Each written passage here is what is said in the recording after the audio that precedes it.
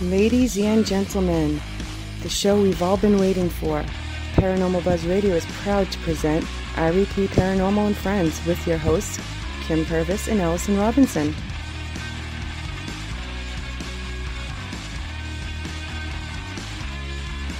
Live every Thursday night on Spreaker, 8 p.m. Eastern, 7 Central, 5 Pacific. Be sure to check out their Facebook page, REP Paranormal Busters.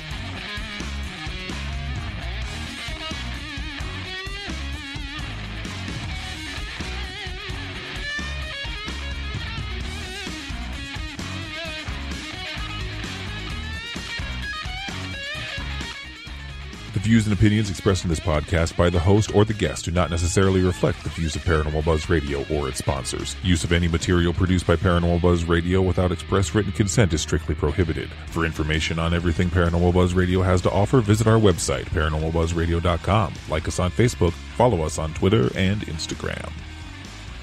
Listener discretion is advised.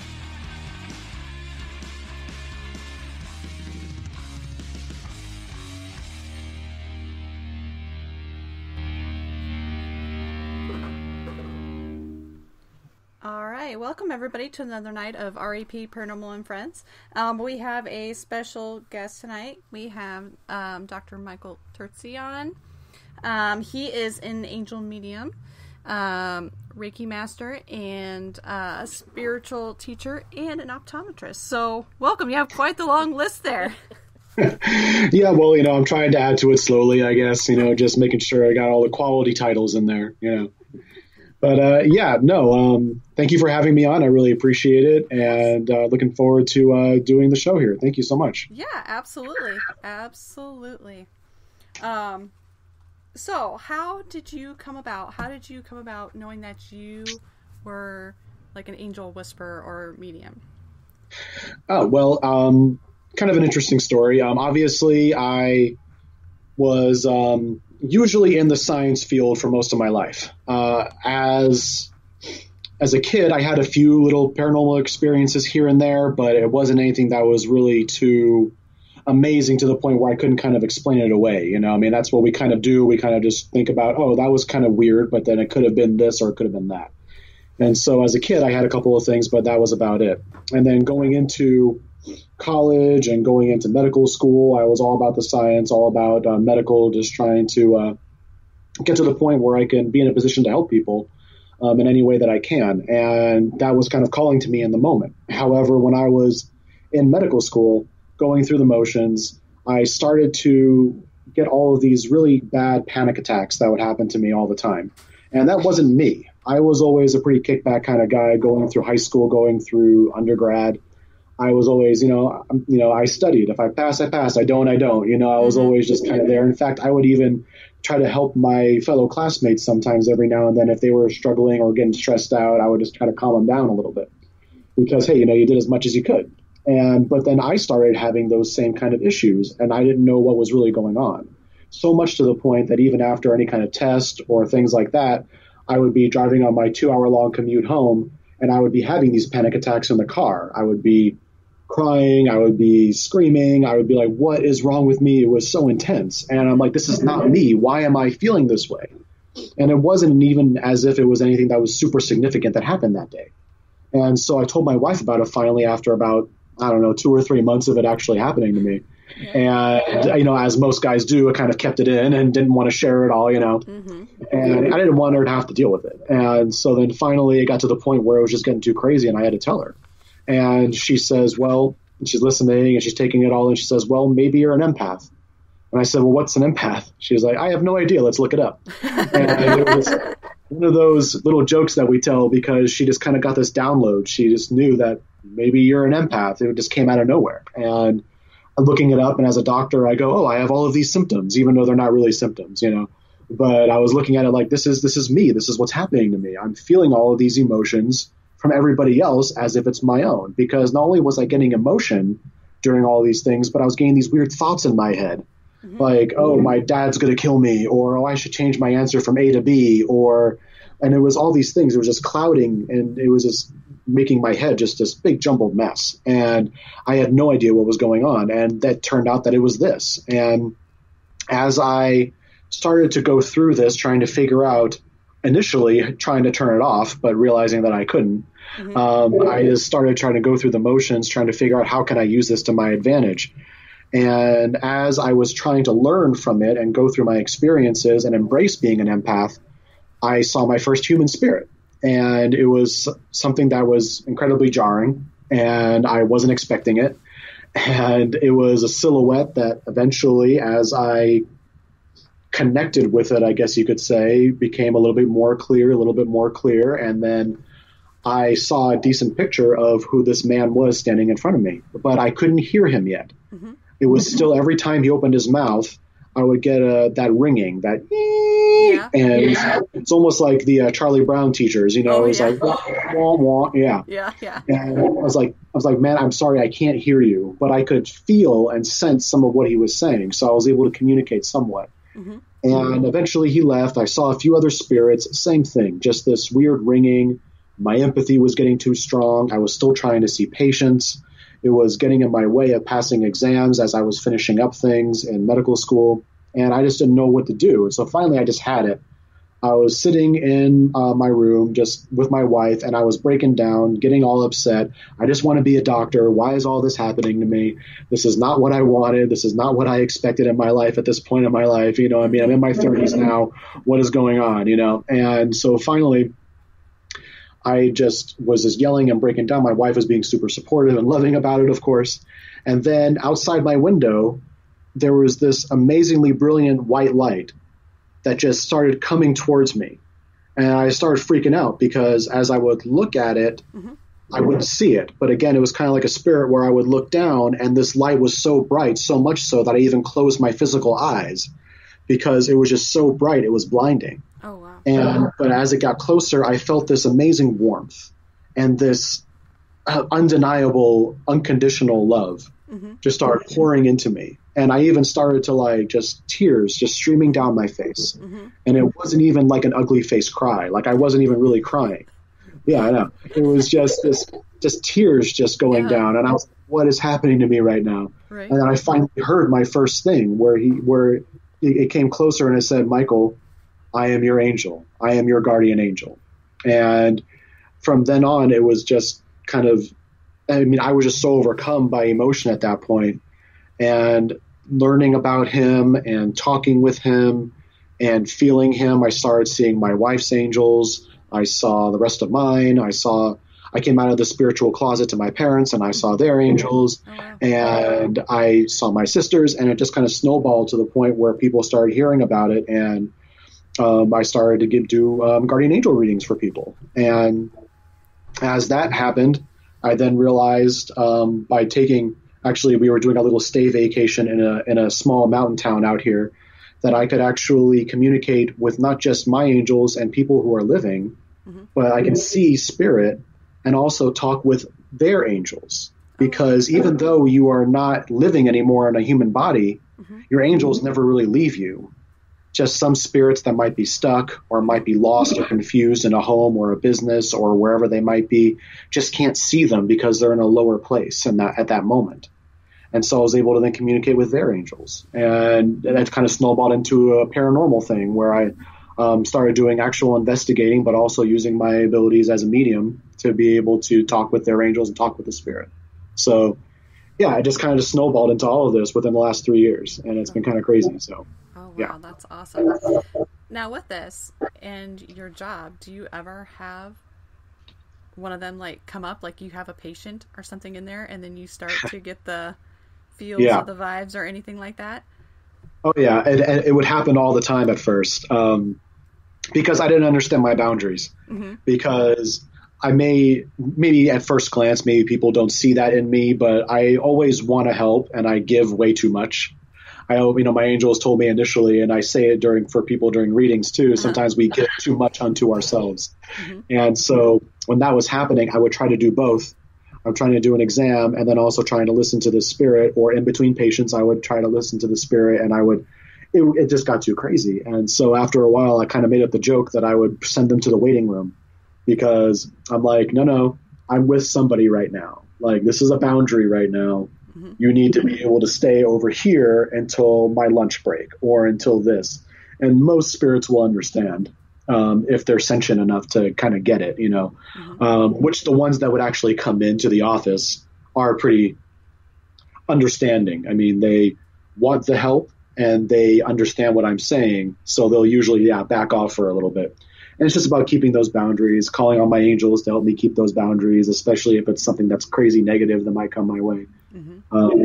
I think that's important for everybody, no matter what business they might be in. I know there are mediums out there that have other jobs. And so I think that's super important, is to be able to kind of keep yourself open, but at the same time, keep it separate, because you can't do both as good at the same time, and if you just keep yourself open constantly, you're going to be completely drained and dead by the end of the day, every single day.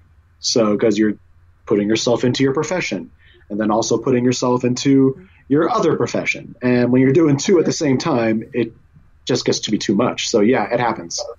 But I've learned to kind of control that now and keep that boundary up. That's good. Definitely. Yes. I was going to ask you that too. Like, how do you balance, like, doing all of your I lost my train of thought here.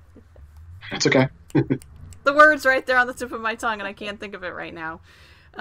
When you do your readings, how do you keep that in between, working and... Yeah. At first, it was really that as a doctor, I was putting that kind of first, because it was a almost every day kind of 9 to 5 thing. And so then after I was done seeing patients for the day, then I would schedule a reading, so I was working an 8-hour day, and then I would come home and do a 1 or 2 hour reading. And then the next day I would do that. And then there would be a day off I would have. So then I would fill that up. And obviously my wife would get a little annoyed by it, because all the energy and everything is going into her work. And now I have another work. Mm-hmm. And so obviously we don't have a lot of time for ourselves. Right. And so eventually I had to back off from something a little bit. And as this continues to grow, I can't ignore it. It's a passion of mine now. I'm striving for that. And it's just something that's a part of me. So I backed off a little bit from the doctor stuff, even to where I only go in maybe like 2 days a week or something, just to see some regular patients or to help out in any way.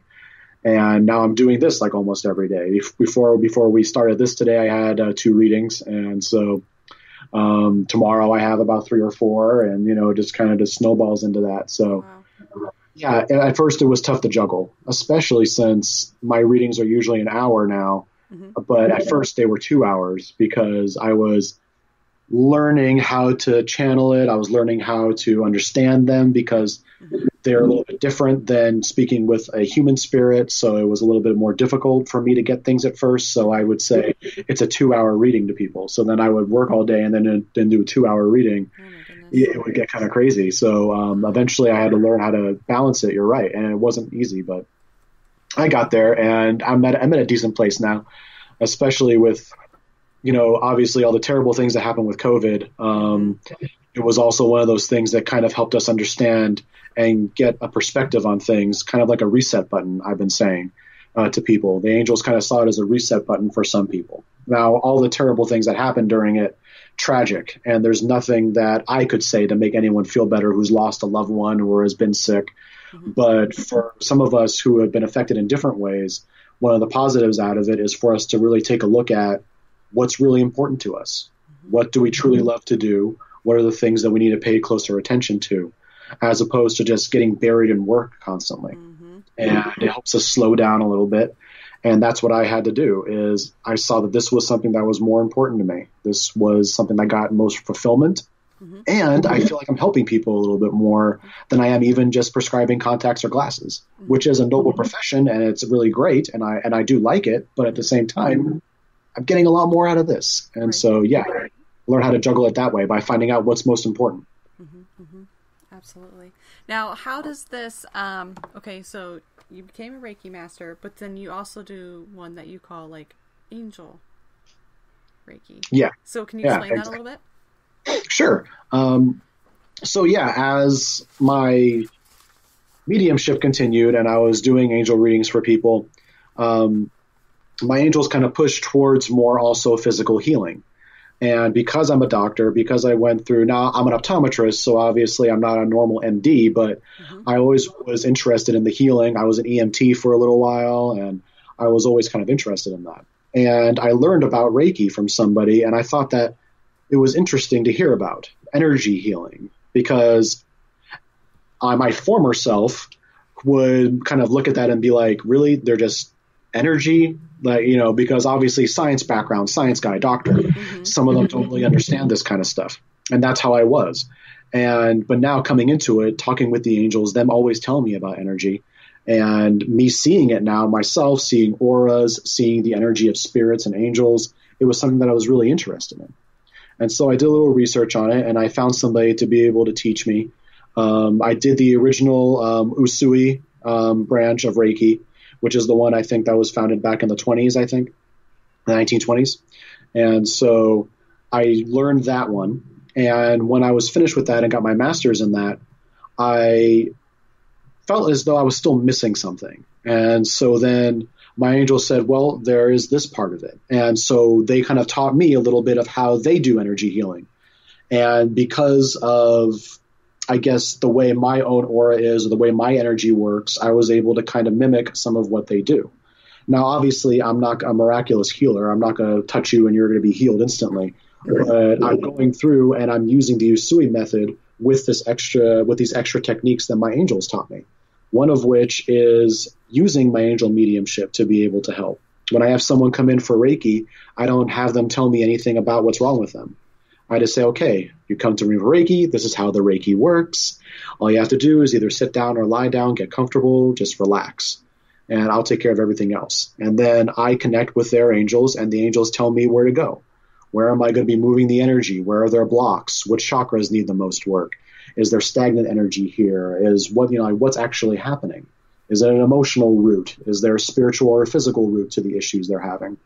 And I go through all of that. And then also within that, I also do what I call energy transmutation, which I go by the scientific principle in physics that energy cannot be created or destroyed. It just changes forms.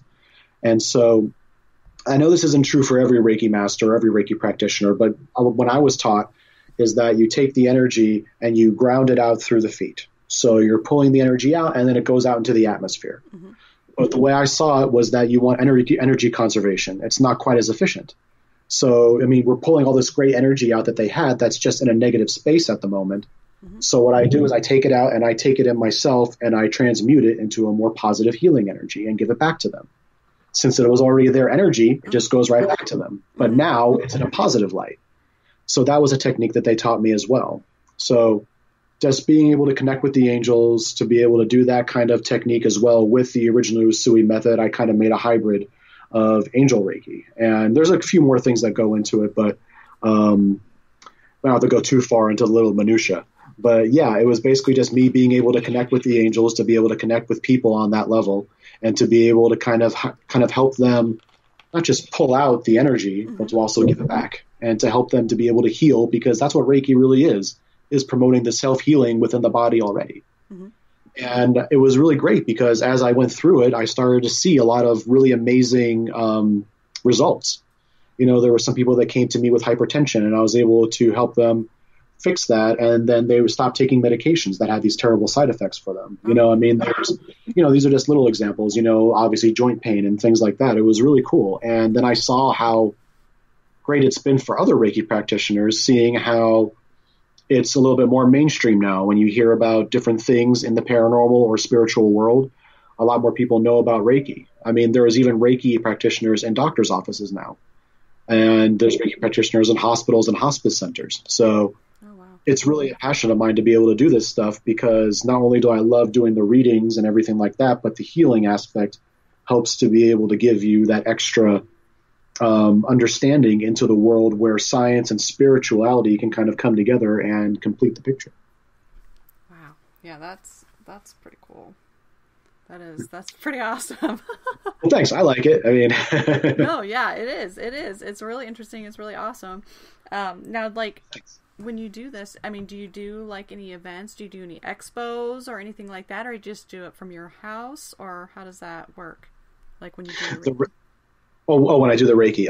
No, I usually just do it at my home. And I mean, there have been times where I've gone to people's homes and done it with them there as well. I have held a couple of events just talking about essential oils and Reiki and how they kind of combine. Mm-hmm. I don't put oils on people. I just put it on my hands. But essential oils, I believe, do have certain things that can help us heal from different things. Mm-hmm. It's a very natural process of healing. So I did a kind of combo class with a friend of mine. And so I did Reiki during that class. I haven't gone to any big expos yet. I haven't. I was going to do a local wellness fair, but because of COVID, it was canceled. Oh, yeah. That was going to be more so promoting the paranormal team that me and my wife have.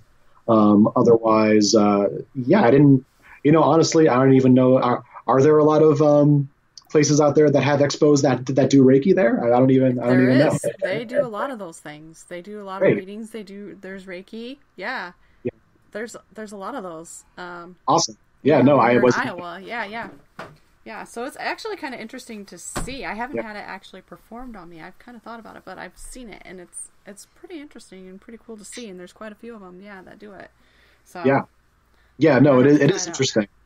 Yeah, the first time that I tried it, it was very odd for me to feel that even as I was doing it for somebody, mm-hmm. to be able to connect with that energy. And to be able to feel it moving and going to where it needs the most help, or going to where things need to be pushed out, or unlocking chakras, or doing things like that. It was really interesting to feel that kind of thing. And then the people would talk about what they felt afterwards, and it was amazing that they said, "Oh, I could have sworn you were touching my head, or that you were." And I do no touch Reiki. Uh-huh. Like, because I'm a guy and I feel weird. Like, I also as a doctor, if I'm doing Reiki on a person, it's just me and them in there, whether it's a guy or a girl. Yeah. That's just weird. And so, and plus, I don't feel like with Reiki, like you really have to touch, because you have the energy field around us, mm-hmm. and if you can connect with that energy, then you can kind of just move it. Mm-hmm. But yeah, so it was really interesting for them to say, "Oh, I could have sworn you were touching my head, like you were grabbing my head." And I was like, no, I was mostly around your stomach area, so, and it was really interesting how they felt that, or they would feel it around the stomach, and they would say that they felt this pull, or they feel this lightness happen all of a sudden. They just feel so much lighter. And it was really amazing to hear the feedback, but also just really crazy to feel it. I mean, I can't stress enough how much I came from science. I mean, I was not into the whole spiritual, and I mean, I knew about it, but it just didn't call to me. And then in that moment, when all that stuff changed, it all just came in, and it was really amazing to feel. And it's been an interesting ride. Oh, yeah. It sounds like it, definitely. And so, also, since you do that, you said you also have a paranormal group. Yes.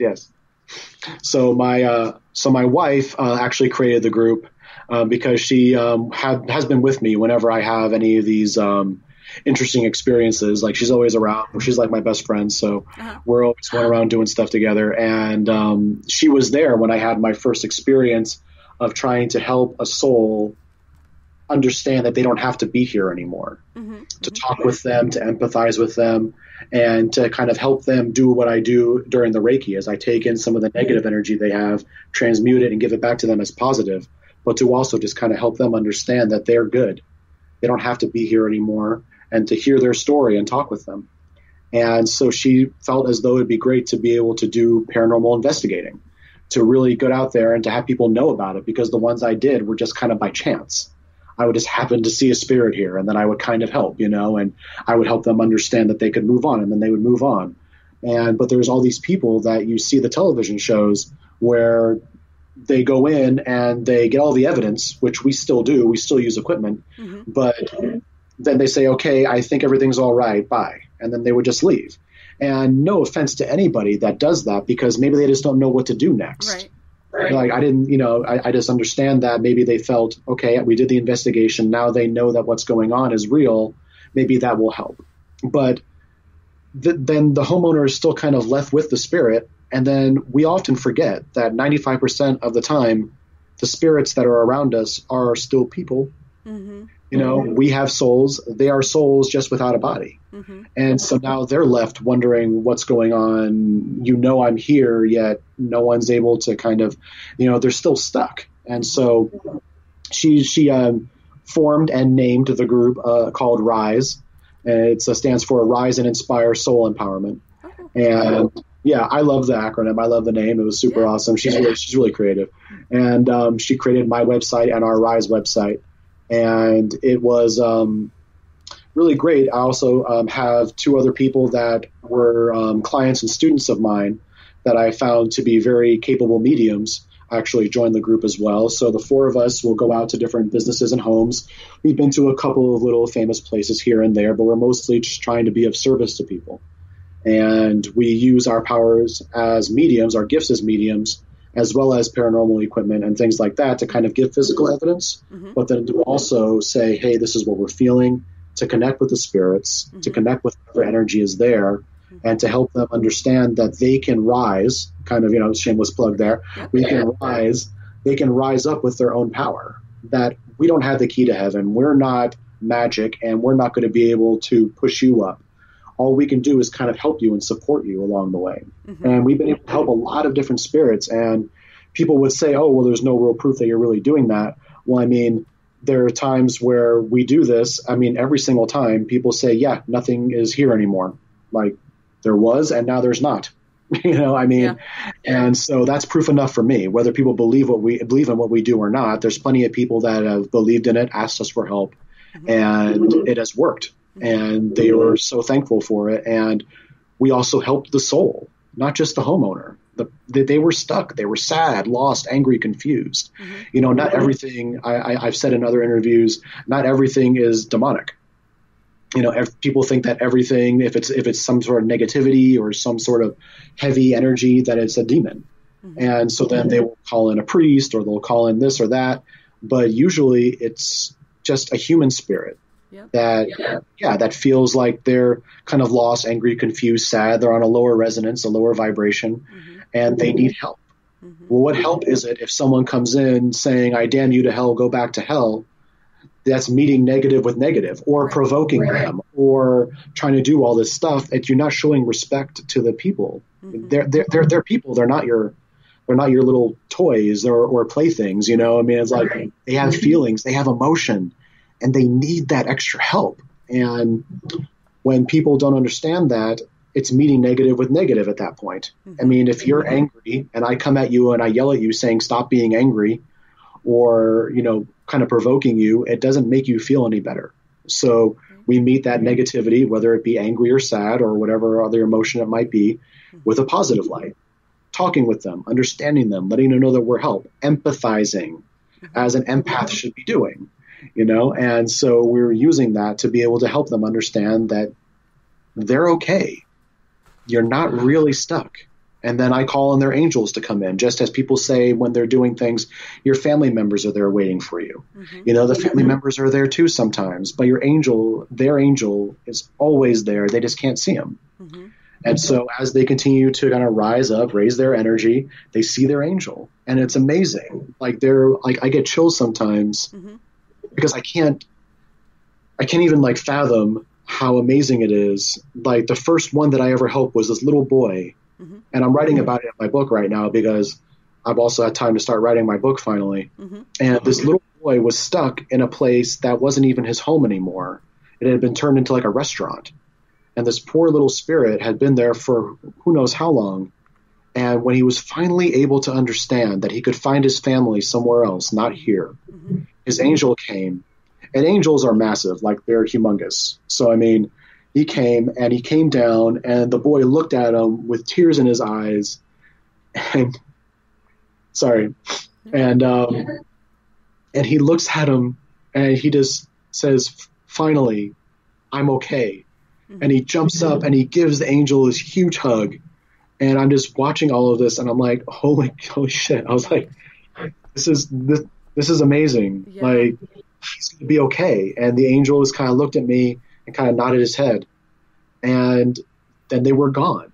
And we were driving home from that, and I was like, I got to do this. Like this, it's not even just it's not an option anymore. Like, no matter if we have a group, no matter if anyone really understands, if anyone, even if it's just one person in a month, contacts me to be able to go, I go. Mm-hmm. I don't charge for it. I don't do anything like that. I go and I help and I do as much as I can. Wherever they are, if I can get there, I will be there. Mm-hmm. Because everybody needs help. Mm-hmm. And I think, especially now when we look at things, everyone's the same on the soul level. You know, we all have a soul and we all need help, especially when things like this happen. Mm-hmm. And to ignore them like that, or to just make it into almost like a passing emotion. Like, okay, yeah, there was a spirit there. Okay, bye.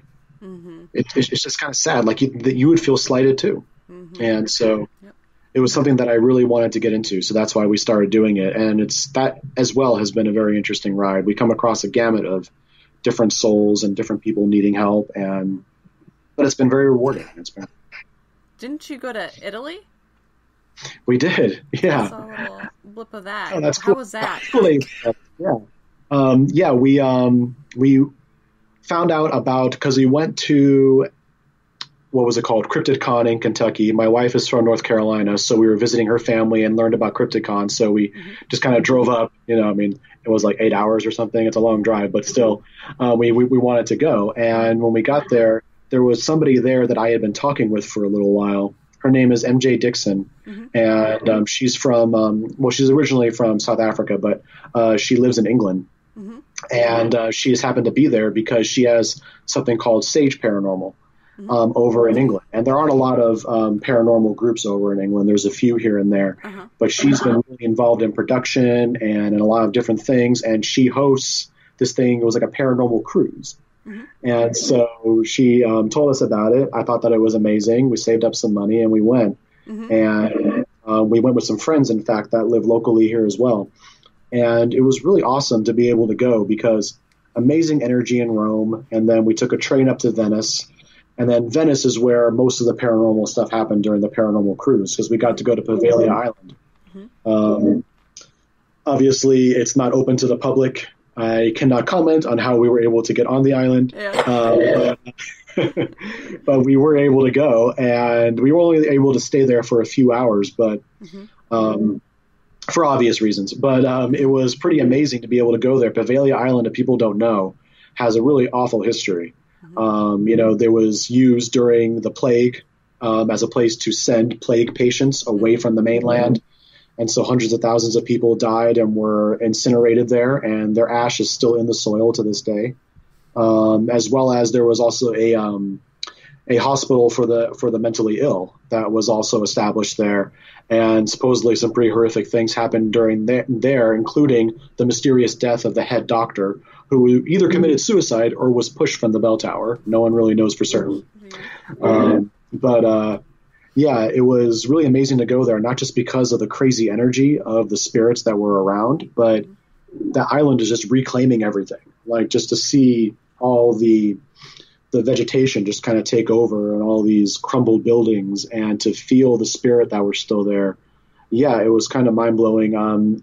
The person who organized it, like I said, MJ, was even able to get a couple of EVPs on her voice recorder, and I was able to connect with some spirits there and try to talk to them as best I could. Obviously, it's hard to do within, a very crunched time frame, but I was able to help some.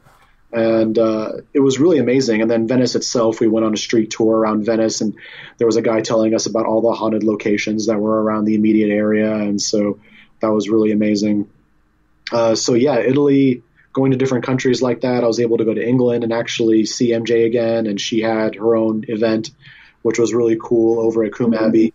And that, again, was truly amazing. And it's interesting to feel how things change when you go to different countries. Oh, I bet. Energy is a little bit different, not just between the people, but also between the spirits. I didn't expect that. I thought it was just a soul is a soul, but they actually respond very differently. And you have to kind of meet them on that level to be able to help them understand things, depending on belief system, how they were feeling in that moment, the energy that is in the area. It's it's complicated. It gets really complicated when it comes to stuff like that. But it was an amazing experience. Yeah, I wouldn't have traded it for anything. Oh, yeah, that would be. Yeah, I saw that little clip on there, and I was just like, wow, that was even just that little clip. Just there wasn't any really sound other than the music, but it was just intense. Just yeah, seeing it. Yeah, my wife put that together. She did a good job. She loves doing those little things. Like I said, she made the websites and does all that stuff. So yeah. Very nice. Yeah, I was wondering if you were like maybe writing a book or something. I was going to say you should probably write a book, and then you brought it up. So do you have a title or anything for your book, or when it might be out? Well, my original title was going to be Guardian Angels and Their Relationship with Us, or something like that around those lines. But I am working on it. It has the same kind of feel to it but I am also putting in some extra things because a lot of people have asked me about my story. And I wanted to be able to start from the beginning, just tell like a brief scenario of it. Like it's not going to be the entire book, obviously. Like I'm splitting it up into sections. So it's going to be about me and the things that I experienced through my life that kind of led me to this point. Because I had told somebody most of my story once, and they said, a lot of people could benefit from this. You went through a lot of different stuff, even at a very young age. And I was like, okay, well, I will tell it, for people who are interested. So that's the first part, is leading up to the point where I'm at now. And then I go into angels, because not to, again, I don't want to knock anybody, and I'm not going to say anybody personally, but there are some people that have angel books out there that I have not gotten the same information. Like there have been some people that have said that angels have castles or mansions up in heaven or things like that. And, not even the archangels that I've talked to have ever said that they have a house. They don't need it. That's not what they do. They're constantly doing things, moving around the world, the dimensions, whatever people want to say. They're always working, always doing stuff. They have endless energy. They don't really have a house. And so I wanted to be able to go into archangels a little bit more so people understand them, go into guardian angels and help them understand who they really are, how they relate to us, how they are connected with us even, because it's on a much deeper level than anyone really understands. And kind of talk a little bit of who they are, because they're kind of the unsung heroes. A lot of people always talk about spirit, they talk about devils or demons, and they talk about, little things like that, but angels don't get a lot of press time. It's because people just don't understand who they really are. And they're truly amazing, and they want to be, they're our friends, and they want us to know that they are, and that we're connected with them and trying to go through this life with us, trying to guide us and trying to help us understand who we are and help us get through our life lessons in the least amount of pain as possible. And then I'm also going to go into the lessons that the angels have taught me. There are certain things that are different kinds of concepts that a lot of people haven't heard of before that the angels kind of threw my way, and I've made a list. I haven't gotten to that part of the book yet, but I will be writing all that stuff down and throughout different chapters, trying to help other people understand these concepts, because they are very great at kind of self-help. Kind of helping people understand how they can better themselves, or maybe help them understand something about themselves that they never really understood before. And because angels have a really great way of throwing out all the jargon, just like pushing it all out and getting down to brass tacks. This is what it is. It's much more simple than what other people would have us believe. There are some weird new concepts, obviously, that they throw out to me, but as they explain it and I try to explain it, it makes sense. It resonates. And then the last part of it is going to be something, I just did a series class, a 3-part class on intuition and the law of attraction, and about how they kind of coincide and how they work together to help us to be able to achieve some of the things that we want to achieve.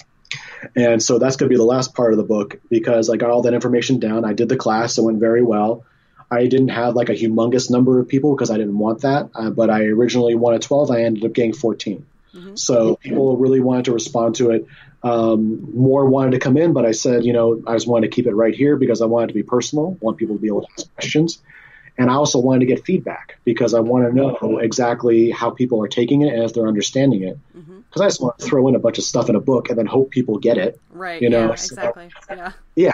So it's going to be kind of like a 3-part book, but it's going to be just in one a friend of mine that I met actually in England during that one event that lives over here in California as well, Karen A. Dahlman.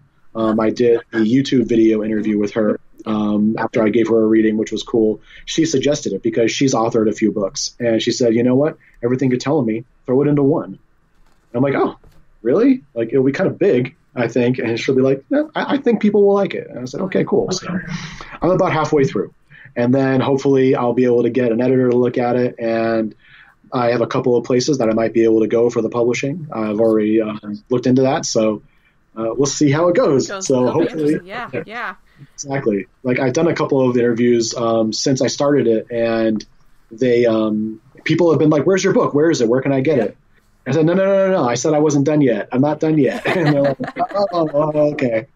And so I'm excited to get it out there. I mean, whether I sell 10 copies or 1 million copies, at least I have that information out there for people to look at, because like I said, I think I owe it to the angels to be able to represent them in a way that at least I know that they'll be happy with. Now, like I said, there are plenty of books out there that have angel information in it. My goal is to not poo-poo those, because they have a lot of great things in them that are correct. But then there are some things out there that people are taking in, and they're like there's one thing, and I'm not going to say anything else about it except for someone in a book called Archangel Michael, basically alluding to the fact that he was like a dumb jock. And I was like, what? Like, that doesn't make any sense at all. Like, in the few times that I've spoken with Michael, he's amazing. He's obviously super intelligent. He is so strong and loving and clear, and he's just, Michael, I can't say enough about that guy. He's awesome. He's just great. And to paint him out as someone that likes to play pranks and talks kind of weird and just goes around like with his big muscles because, he's the main, people see him as like the main warrior angel, and that's not him.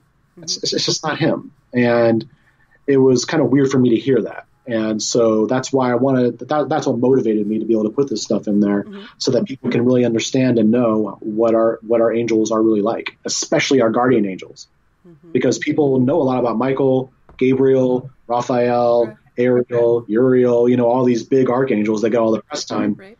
But who knows about my guardian angel? Pelineraton. No one knows that name. But I want people to know their guardian angel names, and I want them to know who they really are and how much they know about us. And not just that they want to help you, but they want to connect with you and be with you. And they want you to succeed. We just have to learn how to listen to those messages and know what they're saying and how they're saying it. Very well put. That was very well. Thank you. I appreciate it. Not fun. Oh, we do have a question from Victoria. She's wanting to know when you're going to have another class. Oh, great. Yes. So I did that series, and I'm going to redo the series again soon, of the Intuition Law of Attraction. But also I have 2 other classes that I'm going to put out here very soon. One of them I've already done locally, and it's called Empath Equals Strength, because I know that there are a lot of empaths. In fact, someone that I spoke with recently on interviews put it very nicely as saying there are a lot of undiagnosed empaths out there. And I said, yeah, that's true. That's a good way of putting it, especially with me being a doctor. So yeah, cool. There are a lot of those people out there, and a lot of them see it as a curse, as I did for a little while. I was trying to turn it off. It was so hard to deal with. I didn't know what to do. And so then finally I kind of understood, and I learned how to cope with it. And I understood that it has to be a part of me. It just has to be. I have to learn how to use it for my own strength. So now I use my gifts as an empath to be able to help myself and help others. And so I have a little class about that, explaining how I did that and how the angels helped me with it. And then there's another empath class that I'm developing. I think it's pretty much done, called The Empath and the Narcissist. Because that is one of the most toxic relationships there is in the entire world, and yet it is amazingly common, because empaths want to help so badly, and they give everything they can. And the narcissists, they're going to take it because you're giving it. and they're going to keep the empath down thinking that they need the narcissist. It's just whole vicious circle. And it takes an empath to the breaking point, to the point where they actually get out of that relationship. I'm not even talking about just romantic. You know, I had some people that said were my friends that ended up being that way. And that was brutal, you know, and some people have even grown up with narcissists as parents. And so there are some people and so I go into that a little bit to try to help people understand what constitutes a narcissist, not just a selfish person, but also what a real clinical diagnosis of a narcissist is. I'm not a psychologist, but I've done a lot of research on it, and I've talked to my angels about it. And so I want people to understand, what is an empath, what is a narcissist, and why is this relationship so crazy, and how can we avoid it and fix it? So I'm going to be doing classes like that. I have a few other classes on my website that I haven't been able to develop recently, but I am going to be getting to all those. So I'm not going to have another class this month, but I'm shooting for July to be able to start. I do have a local class that's going on in a city next to mine here in California, but I'm sure Victoria is probably not from the Inland Empire over here. So it may be difficult for her to be able to get to that one. But I think she's from New Jersey, I think. Yeah, so yeah, it's a little tough. But this one got... just had a reading from you about a couple weeks ago. Yeah. Oh, it's Victoria. Oh, okay, cool. Got it. Okay, yeah, awesome. Yeah, no, sorry, I've had so many readings. I'm like, this sounds familiar. You know, sorry about that. Yeah, it is coming out, the other classes, and this one that I'm doing locally is going to be a really great, bouncing off point to be able to do it on Zoom, because I want people to see, because it's a psychic development class, because I do private classes with people for the same price as a reading, and for the same amount of time, I connect with your angel to help you understand your gifts better. Because some people know that they're empaths, or some people know that they see spirit, but they're not sure how to make it stronger. They're not sure what to do. And as a lot of people know, everybody learns differently. And so who better than your angel to help you understand how to fix that? Like I said, the two people in my group, besides me and my wife, were also former students, and they kind of flourished with their own gifts. And so I wanted to be able to do it for everybody else. But at the same time, not everybody can afford the private class. So now I've developed this development class as a jumping off point. And if this does well locally, then I'm going to throw it up on Zoom as well. Oh, so awesome. Yeah, it'll come out for everybody who wants it. And like I said, I don't like charging an arm and a leg for public classes. So it's going to be very affordable for people who need it. Okay. Awesome. Yeah. We do have a few questions here that have been going through chat here. So I'm just going to start off. Kim's been writing them down for me because I haven't been able to keep up with it. Okay. Usually we have a couple pages, so. Okay. Good. Let's see here. The first question is, what do you fear the most of being an empath?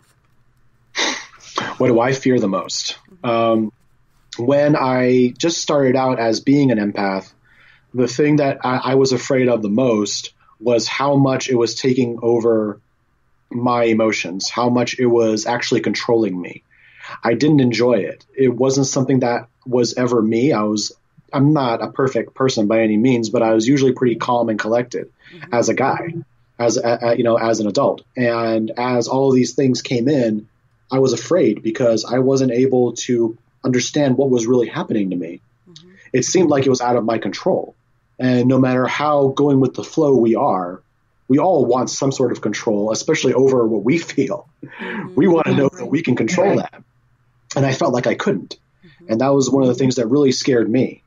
Otherwise, as far as being an empath with spirit or being an empath with people, I don't fear anything with that, because now I know that any kind of energy that comes into my field, anything that comes to me, I can control that. I have encountered some pretty heavy stuff going to different homes, going to famous places that have paranormal activity, some very heavy things. And I have been able to take that and transmute it and put out my positivity and put up my shields if I need to, and I can control all of that. So as an empath with regards to things like that I'm not really afraid of. But the biggest fear was me not being able to control it, because it was jarring. And anyone who has had anxiety in their life or depression, can attest to that. Even if you're not diagnosed as it, you're having these attacks, or you're having these issues. And that was something that I understood after going through all of that, because it was very overwhelming, and you don't feel like you have any control, and you don't know what to do. But there are some people that I've talked with and helped with about being an empath. And once they realize that they are an empath and they can control it, the anxiety goes away, because now they know what's happening to them. Because a lot of anxiety and fear comes from the unknown. Yeah. Sure does. Hopefully that answers the question somehow. Yes, you did a very good job. Thank you. All right, let's see here. Next question is, how many locations have you done, and what do you prefer, private investigations with family or commercial locations? Wow, that's a good question. Let's see. How many have we done? Oh, man. I would say that since we've been doing it for actual paranormal investigating with the group, and even counting the little ones that me and my wife have done before the group, I guess it's been about 50 or so. And it's only been a couple of years, so that's a pretty decent number for how long we've been doing it. Yeah, it is. And as far as what I prefer, there's really great things in both. I mean, honestly, I prefer doing a lot of the private ones myself, because these people are suffering. They're having a hard time. And when I say these people, I mean the business and homeowners and the spirit. So being able to go in there, to be able to investigate the area, to be able to tell them what I'm getting, and for them to then tell me their experiences and to see how it correlates, it helps them to feel more empowered, because now they know that they're not crazy, that I was getting this before I knew what was happening to them. And to be able to help the spirits move on, and to give them physical evidence to show that they're also not crazy, and then for them to feel so much better, to be able to take back their home, or to be able to take back their land or their business. It's really, really rewarding. The commercial ones are really cool because you get a lot of different energies and a lot of different spirits. And it's like we've been to the Queen Mary a couple of times. And I say a couple of times because there's so much activity there, and the ship is massive. So there's no way to be able to investigate or to be able to help everything there. In fact, we even went with some other well-established investigators because they had like a tour. So we paid for tickets and went because they had access to places that we couldn't get to. And so it was really cool to go in there and to be able to feel those spirits, to be able to say what I'm getting, and for it to come through on one of those geoports and those geo boxes, actually answering, and to feel all that. And it was really awesome. So the commercial stuff is really great because you get a wide variety of different things. Whereas if you're doing a private thing, it's usually one thing or the other, I guess you could say. So, and plus there's an element of me and my wife especially love to travel. So if we can get enough money together to go somewhere, we're going to go. I mean, like I said, Coombe Abbey over in England was a really amazing experience, and got to investigate with Greg and Dana Newkirk, who were there as guests. They were really nice, and that was really cool. And well, some other local mediums, and it was a Bloody Mary was there, which was really, really nice to meet her. She's very cool. She's very interesting. But so you get those interesting experiences from those commercial places. I know that right now we probably won't get a lot of invitations to purposefully come to a lot of the commercial places, because some of them use their connection with the paranormal to have people come in for business. And our whole thing is helping the spirits move on, so there isn't anymore. But we've gotten a couple of calls to go to a few places, so we'll see if it actually pans out. So it'll be really cool. Awesome. All right, let's see here. Sorry if my answers are long-winded sometimes. Sorry about that. No, you're perfectly fine. Okay, another question was, somebody was wondering if it's always nice stuff like angels, or is it bad stuff sometimes like demons that you come across? Oh, yeah, no. Yeah, no, don't get me wrong. Now, if you come for a guardian angel reading, always going to be a guardian angel, always going to be amazing. The readings are about empowerment and guidance and trying to help you through life, so they're super supportive. And so that's always great stuff. But going to investigations, I have encountered a lot of negative stuff. And that's why a little bit ago I said it's not always demonic that people think it is. because the way the angels see it is that there are what we call the fallen, which obviously are actual demons, like fallen angels. That's what they see demons as. That's basically a synergistic title for them to the angels. And then they're what they call the followers, which are human spirits that are kind of, I guess people would call lower level demonic, because they're very angry, very hateful, very manipulative. They can often mimic the behavior of an actual fallen or the energy of them because they're around the fallen so much.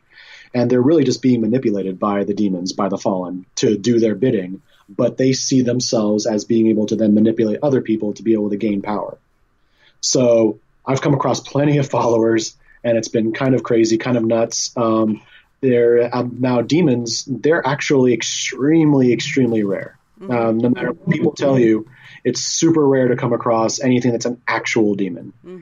And I've come across 2 cases. They were very, very intense. And right away, as a medium or as an investigator, even who is not quite as sensitive as a medium, an actual fallen is there. Like, it's intense. But I've come across plenty of followers, and I've even had a couple of attachment cases where followers, human spirits, are actually attached to homeowners or business owners. I've only had 2, so that's even rare.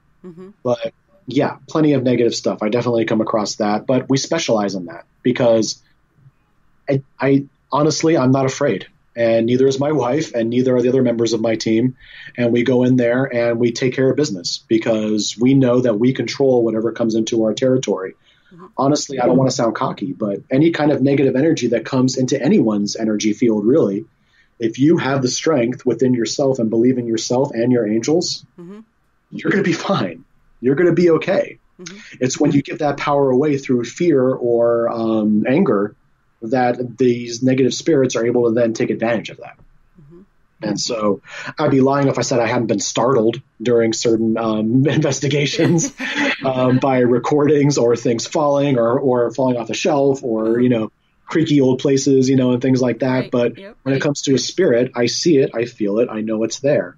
I've had them touch me before. I haven't had any scratches or anything before, but I've had them touch me and I've said, no, it's okay. No, thank you. And I kind of just put up that barrier. I let them know, I'll talk with you. There's a boundary here, though. No matter how negative they come at me, I come at them with a calmness. And so, yeah, we've had negative and positive. It's been a wide gamut of stuff. So, yeah. All right, let's see here. Somebody wanted to know, I didn't catch who it was. What is your paranormal bucket list? Oh man. Okay.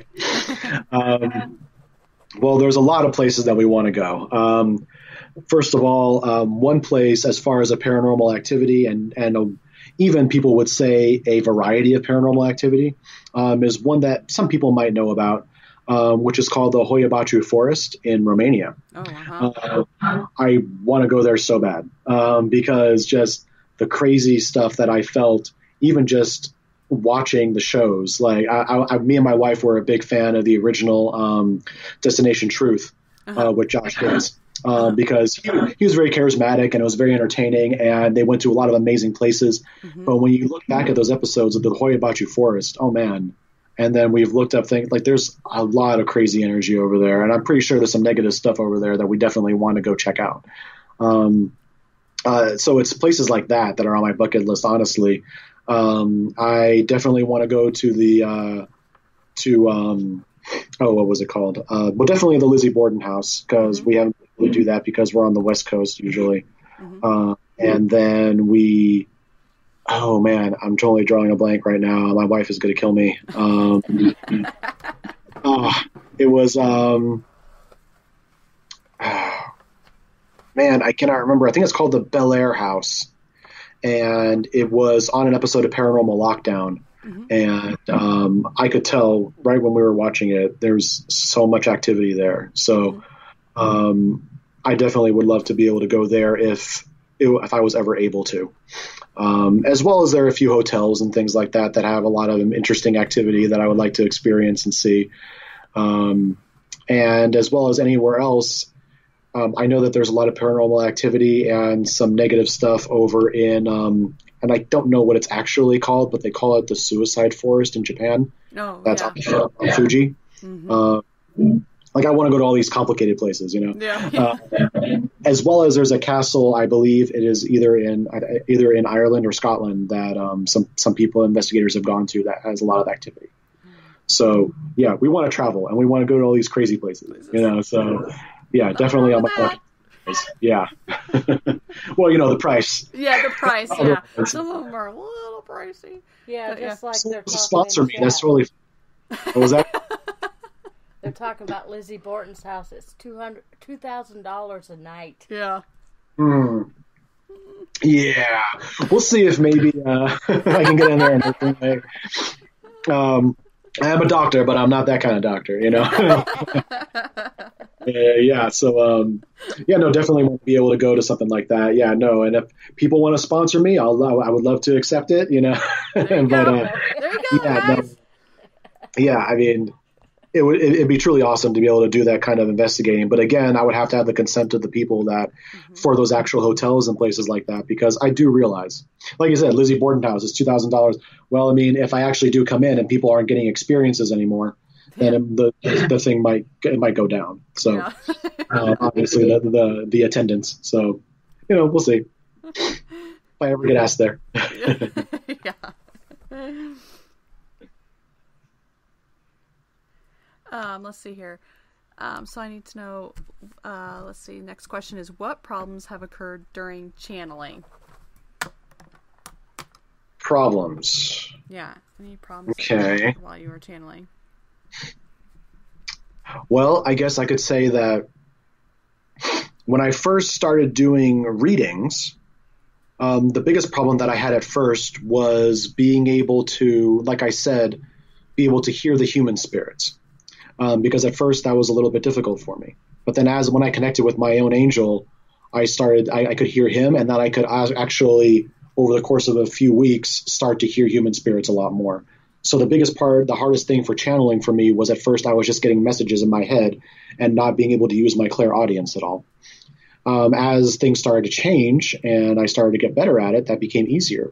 But one of the hardest things sometimes is that when people, at first when I was doing things, wouldn't be quite as open to it. It's an intimidating thing to do a reading for somebody because you worry about, is it going to be fulfilling enough for them? Are you going to be able to give them what they want? Especially if there are people that are skeptics or that even might be cynics and they're just like trying to challenge you or they're trying to see what you can get. And I would always go into that with a little bit of nerves. I think to answer the question best, actually, would be the biggest problem I had with channeling is being able to get out of my own head. Is to be able to trust the things that I was getting. My own angels tell me, and then I tell other people, don't second guess yourself, just double check it. Mm-hmm. Embrace that part of yourself that is the spiritual and the physical. Don't ignore the ego because the ego is there to help you. It's to keep you grounded and to make sure that what you're getting is right. Mm-hmm. When I do readings, I'm usually pretty, I'm not like slow, but I think I might do them a little bit slower than some mediums do. Because I'm all about the quality of what I'm going to say and not about the quantity. Some mediums are very, very quick and they say, I'm getting this and this and this and this, and your father had this and your mother did this, and and they're going very, very fast. And sometimes only half of what you're getting out of that is actually making any sense. Mm-hmm. Or they're doing that because they're ignoring what they're actually getting, and sometimes they could get something wrong. Mm-hmm. I try to slow down a little bit because that was the hardest thing about channeling, was getting out of my own head and realizing that what I'm doing, people want. Mm-hmm. They want me to do this, and they're there for the right reasons.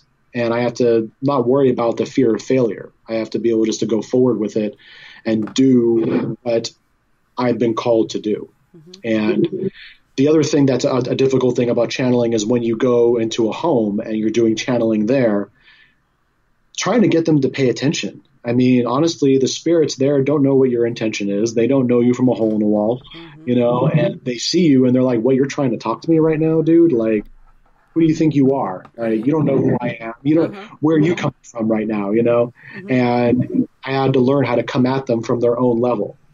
Like if I come in there with all this light coming out and positivity and woo, here I am, throwing love everywhere and things like that, that the negative spirits kind of look at it like, well, like I said, like, who the hell are you? Like, what is going on here? Yeah. You have to kind of meet them on that vibration a little bit at first. And then you go on that journey with them, understanding, talking with them, understanding where they're coming from, empathizing to the point where we both rise up as things are going forward. I mean, I've been known, and you can ask anybody who knows me, that I will tear up like no one's business when I'm doing a clearing sometimes, because I'm feeling the emotions of the spirits that are there, and man, are they raw sometimes. And so I show them that I care.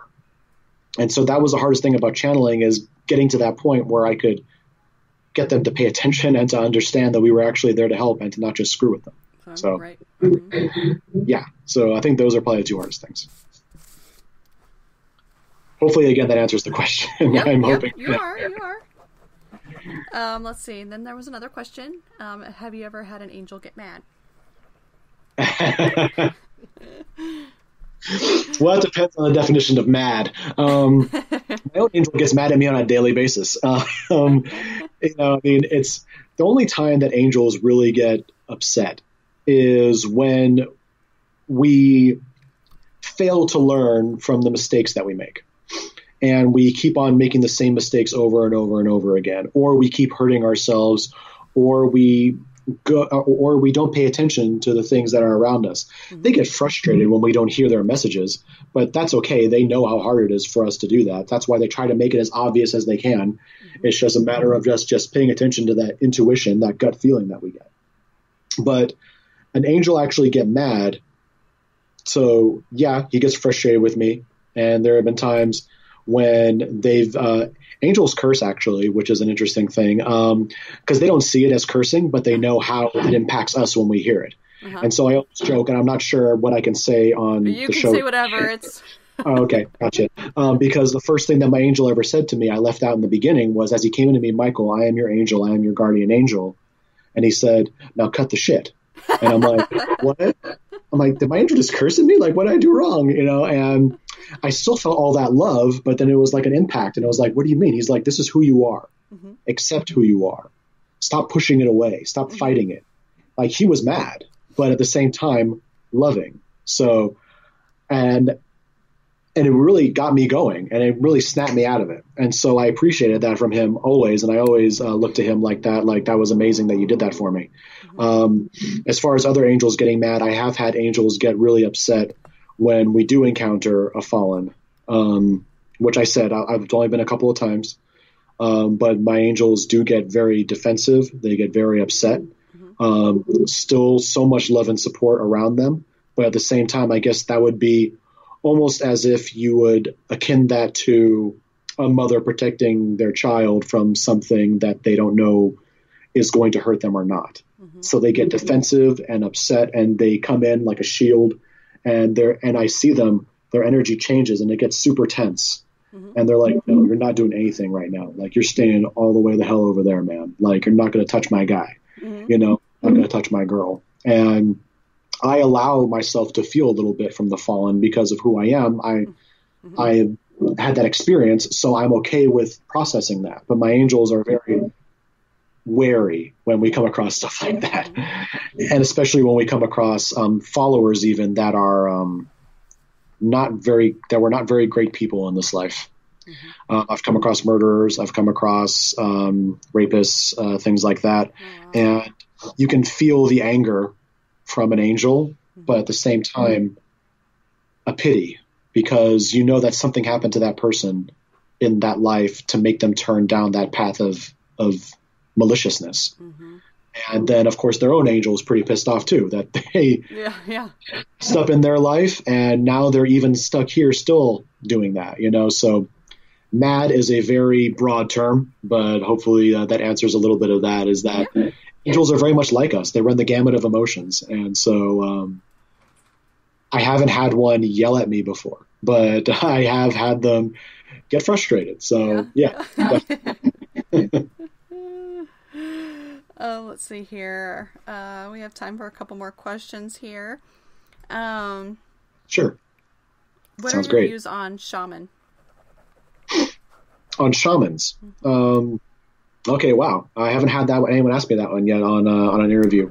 I don't. You know what I mean. What I'm trying to say is I don't know everything about shamanism. I have not studied it. I have not gone into it. I know a few people that are former friends or friends now that have studied it. And the one thing that my angels have always told me about shamanism is that there are different kinds of shamanism out there. And that's not even just like the different sects or like, or the different branches. It's about how they do the actual shamanism, just like how certain people would do witchcraft. Is that there are those that work against energy or try to make energy work for them. And then there are those that work with energy and the natural law. And as far as shamans go, if they are the right kind of people that are working with energy and working within the natural law of the elements and trying to be of service to people, then if people are drawn to shamans, then go ahead and try it out. Because there's nothing terrible about somebody that is actually working with the elements, working with nature in order to help somebody. It's just a different title that people have been given, and there's different beliefs in it. But then I have met certain shamans that try to use their knowledge or gifts of connecting with energy or the elements in a negative way that is working not only against energy and spirit, but it's actually almost to the point of negative spell casting or things like that, or trying to create something that isn't there. There are things that certain shaman sects, I think, might do. Like I said, I don't study them, so I am not going to talk like I know, but that's just what my angels have told me, is that there are certain ones, just like anybody. There are certain doctors that we go to that we like because they treat us with respect, with us, they try to help us, and you can tell that they actually care. And that's the same way that I see Reiki practitioners, and that's the same way that I see shamans. So, because they're all trying to heal, and you have to be able to find the right person that resonates with you. Yeah. That was a good answer. Thank you. I tried. I haven't had the shaman yet, so whoever asked that one, good job.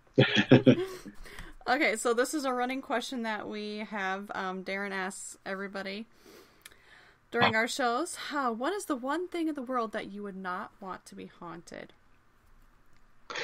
The one thing in the world that I would not want to be haunted.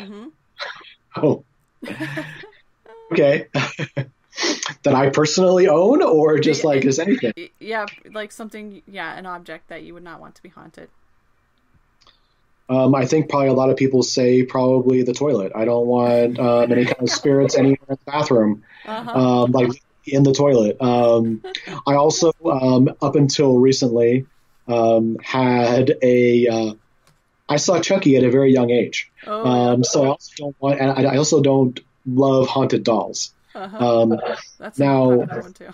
Yeah, the angels have a very interesting viewpoint on that usually it is an energy that is within an object. It is not usually a sentient spirit literally in the doll. Right. So, but still creepy. I mean, like, seriously. And then when I'm in the bathroom, that's a safe space. I don't want a spirit coming out of my toilet and trying to talk to me, which I haven't had that happen yet. Yeah, that is true. Darren says that's the number one answer. Yeah, Darren says that's the number one answer. So there you go. Honestly, because I'm so comfortable with everything else, it doesn't matter if a spirit is in my bed or hanging out in the room with me, or really, it's the bathroom. I mean, that's all of our safe space. That's right. Privacy. That's right. That's right. And then we did have one more question from Victoria. She wanted to know, how do you help an animal that sees spirits and barks at it? Yeah, that is difficult. I have been to a clearing recently where there was one of the indications that they have, and they would film it, where the homeowner was in bed, and it was even like during the day, and a little dog is sitting on the bed and just barking at the corner. Like, what's going on? Like, she's trying to get him to stop, and he just keeps looking over there and coming back and looking over there. And she's like, there are no animals, there's no insects, there's nothing weird over there. What's happening? And there were other things going on in her home as well. So obviously for them, we help the spirits move on. So, but as far as if there is animals that are seeing spirit, one of the things that other colleagues have told me that they've been able to help them with is maybe getting somebody to help them with, because you can do Reiki on animals as well. Mm-hmm. So sometimes energy healing for them, trying to help them feel it. Now, I mean, there are certain people that are more akin to it. I haven't tried it myself. Mm-hmm. Some people have said that they try it and their dog doesn't really like it. That's okay. But I know that that's a really great way to be able to help them kind of even out and center. One of the biggest things that the angels have always told me, the reason why animals are kind of like an early alert system, early warning system for stuff like this, is because they are kind of like spirit guides that are living. So they see and sense these things a little bit more than we do. And the only reason why they bark at it is if they feel like it's threatening us. Because honestly, I mean, and we've seen it in a lot of dogs, it takes a lot to scare a dog, like actually scare it for them to be scared. But when they have a protective energy about them to where this is my family, this is my person, I'm not going to let anything harm it, they will just bark and bark and bark to let us know that something is there and to try to keep that thing away. So usually letting them know that you're all right. Being like, hey, it's all right. I'm not scared. It's okay. It's not going to hurt me. You know, just trying to connect with them and give that ease of energy, because animals sense our energy as well. If we feel as though there's something there threatening us, then they're going to react. And they're going to try to help in any way they can. I mean, animals are one of the, besides angels, I feel are one of the biggest sources of unconditional love that we can find. And elementals as well, but I didn't get too much into them. So we want to make sure that they know that we're okay.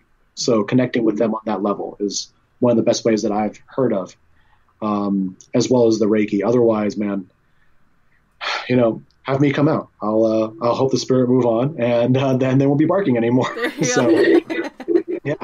There you go, Victoria.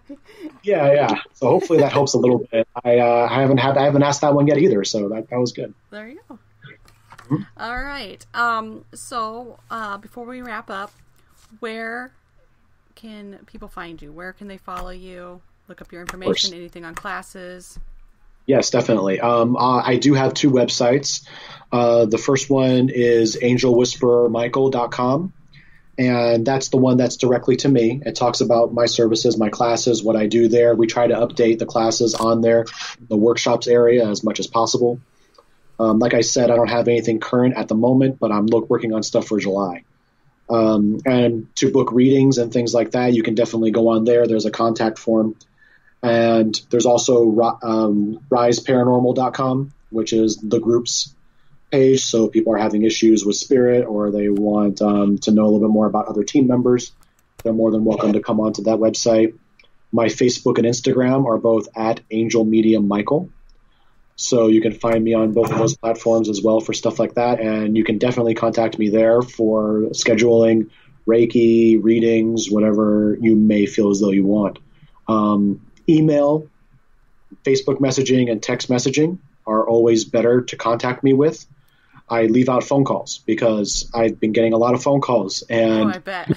and time differences and things like that. I can't always answer, and voicemails get full, and people call at like 11 o'clock at night. And recently I had somebody from Luxembourg contact me, and there's like a 9-hour difference there. So I mean, so luckily they did email, so it worked out very well. But I worry about people constantly, so I won't answer a phone call initially, because I also don't answer numbers I don't know. But like I said, text messages and emails and Facebook messaging and Instagram are all great ways to get in touch. Also, obviously, my group has at Rise Paranormal for both Facebook and Instagram as well. And we also have a very, very young podcast ourselves called Rise Talks Paranormal. Yeah, Rise Talks Paranormal. It's on Podbean, Spotify, Stitcher, and Google Play. So if people want more info, because me and the group talk about things that we've done, also different kinds of spiritual concepts. So people didn't get to pick my brain enough now. I do go over a few things that I've learned as well during those podcasts. So. Awesome. I'll make sure that we post this information on our social media as well. So that way, if you guys didn't catch it during the podcast or couldn't write it down fast enough, in the next couple days, I'll have it up on our Instagram and Twitter, and hopefully Kim can get it on our Facebook page as well. So I'm just going to give quick shout outs to everybody who was in chat real quick. We had myself, we had Kim, we had Nico, we had Christopher, Darren, Matt, Victoria, Holly, and Ron. So thank you everybody who joined us in chat tonight. Thank you for everybody who was not in chat but listening. We appreciate each and every one of you. Next week we do have Rob Garcia on, so tune into that. That's going to be another awesome show. We'd like to thank our guest, excuse me, Michael Terzi tonight. So thank you so much for being on. Thank you everybody for listening, and all have a great night. Yes, thank you very much, everybody. Really appreciate it. Thank you.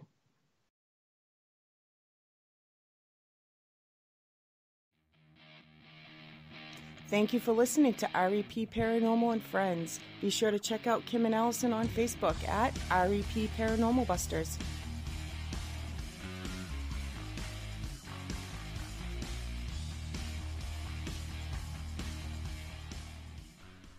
Okay, cool. Well, thank you so much for having me on. I really appreciate it.